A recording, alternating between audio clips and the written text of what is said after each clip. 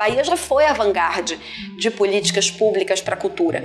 Então nós regredimos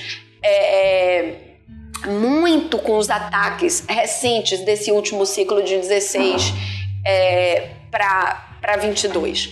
Então nós vamos ter uma tarefa de reposicionar essa luta no programa do presidente Lula, reposicionar na agenda democrática, na transversalidade do que representa a cultura para o Brasil e o impacto disso nos estados e cidades. Então essa é uma tarefa.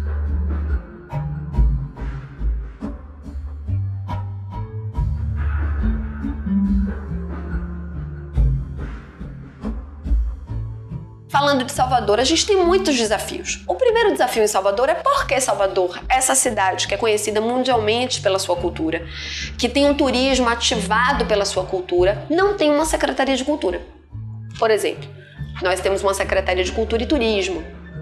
Essa política de articular cultura com turismo é uma política que é conhecida. Isso foi muito conhecido na era carlista.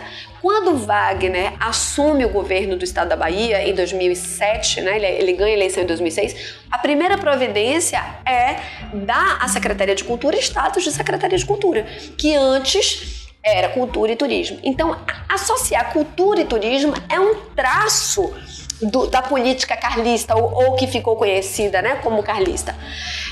Então, acho que a gente tem um desafio, primeiro, para fazer esse debate. Ora, uma cidade como Salvador precisa de uma institucionalidade robusta.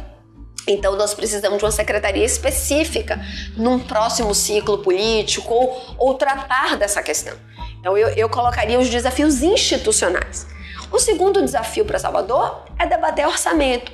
Com uma Secretaria Cultura e Turismo, esse orçamento dentro da Secretaria, ele está muito ativado para a construção de infraestruturas, de obras, que não tem nenhum problema, isso também integra parte importante da cultura e isso é importante. Mas tem outros tantos projetos de constituição de orla, coisas que que depõem contra a cultura naquilo que a gente precisa entender, o que é o campo cultura, que já é um campo muito diverso. Então a gente fala de cultura, a gente fala a cultura popular, os mestres e mestras é cultura, capoeira é cultura, arte de rua é cultura, e business, né, assim, Ivete Sangalo também é cultura. Então você precisa de uma secretaria com tamanho, com orçamento que dê conta do complexo cultura, da diversidade cultura, desse mundo que é a cultura.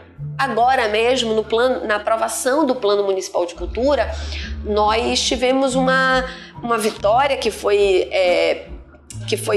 defender a cultura LGBT dentro do nosso plano, mas esse debate sobre a cultura e a agenda LGBTQIA+, nos tirou a possibilidade de debater institucionalidades, debater orçamento, como crescer o orçamento.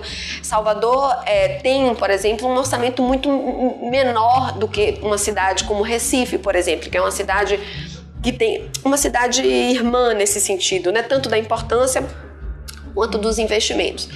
Então, a gente perdeu esse debate no plano, né, que seria a nossa foi onde nós colocamos nossas emendas e etc. As cidades hoje que pensam cultura no centro do seu desenvolvimento estão pensando o orçamento que daqui a 10 anos de 3%. Salvador tem um orçamento de 0,23%.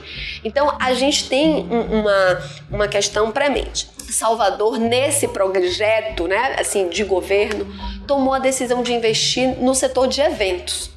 Então, tomou como a priori, né, priorizar o setor de eventos.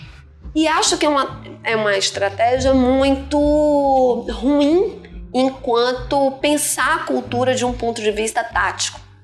Então, o setor de eventos é óbvio que é um setor importante da economia e cultura, pode e deve integrar as nossas políticas de cultura, mas ela é extremamente colonizadora do sistema cultural, né? Uma ecologia em que os grandes são proprietários e isso depõe contra os menores, o sistema como um todo. Eu acho essa ecologia ruim.